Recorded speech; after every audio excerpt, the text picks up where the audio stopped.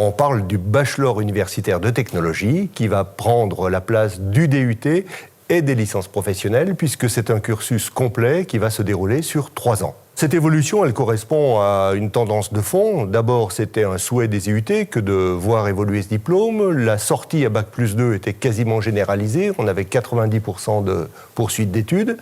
Et puis, il faut reconnaître, c'est une attente des jeunes et des familles pour coller, si je peux utiliser l'expression, au standard européen de la diplomation Bac+3, Bac+5, Bac+8. L'idée, quand même, c'est d'accentuer la professionnalisation des jeunes, c'est d'accentuer ce qui fait notre cœur de métier, la relation à l'entreprise, de reparler métier.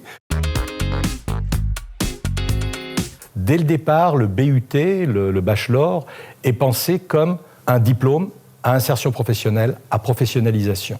L'évolution majeure, c'est qu'aujourd'hui, cette approche par la mise en situation sont au cœur de la réforme. Nous avons un objectif qui nous est fixé par les textes juridiques d'au moins 50% d'insertion professionnelle à l'horizon donc des 3 années, alors qu'aujourd'hui, avec un DUT, l'insertion professionnelle est inférieure à 10%, ce qui veut dire aussi que 50% au moins de nos étudiants poursuivront des études. Mais c'est une évolution donc très importante. Il y a quand même des transformations majeures qui introduisent aussi une autre façon de penser la pédagogie, une autre façon d'avoir un rapport à la manière dont l'étudiant va apprendre et dont il va se situer par rapport aux attentes de l'entreprise.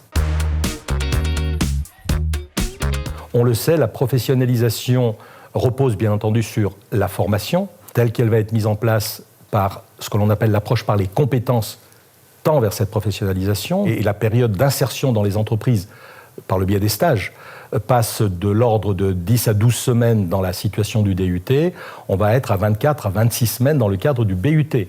On va également augmenter d'au moins 50%, puisqu'il y a une 3e année, les occasions en termes de projets tutorés, donc qui sont souvent des projets organisés avec des entreprises. Et puis, élément majeur également, l'alternance, qui est un moyen très fort à la fois de professionnalisation et d'insertion donc de nos étudiants. Cette transformation commence à la rentrée prochaine, en 2021, avec toute une phase de transition, puisque nous allons accueillir les bachelors universitaires de technologie première année, et donc la transformation va se mettre en place progressivement.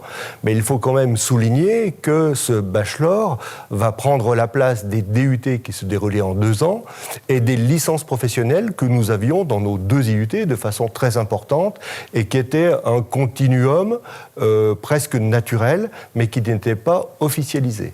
Cette fois, la continuité va être directe, si on peut dire. Le fait que la moitié de nos étudiants au moins va viser l'insertion professionnelle, mais qu'il y a une autre moitié qu'il ne faut pas oublier, qui elle va viser la poursuite d'études. Et nous sommes en train de mettre en place des passerelles réfléchies, raisonnées, avec l'ensemble des formations, à la fois des passerelles entrantes, donc pour des L2 par exemple, ou des L3 pour des BTS, donc qui pourront rentrer en BUT, mais aussi des passerelles sortantes pour que nos BUT puissent poursuivre en master notamment.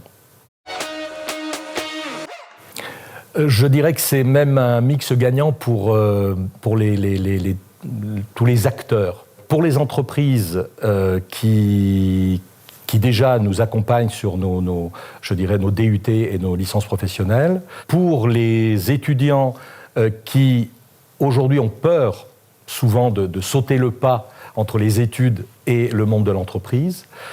Pour leur famille aussi, c'est un élément important qui rassure sur cette possibilité. C'est aussi un atout pour les universités, pour les IUT.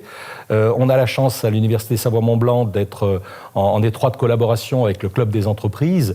Donc ça ne peut que renforcer, je dirais, cet atout et donc favoriser encore le rapprochement entre le monde universitaire et le monde de l'entreprise.